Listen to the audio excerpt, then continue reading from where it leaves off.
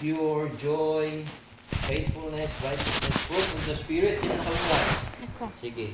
Sabay kayo. 1, 2, 3. The fruit of the Spirit is love, joy, peace, patience, kindness, goodness, faithfulness, gentleness, and self-control. Very good. Yun yung pag kay Christ ka. Pag sa world ka, ang sa world kay hatred, anger, fighting, ginatawag na kanang jealousy, Papa, outbursts of wrath. diba sometimes pa dito sa earth, Papa, meron pornography?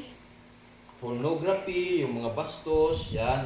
Yun yung world, yun yung gina-offer ng world. Pero ang gina-offer ni Jesus is salvation. Okay? Next is family.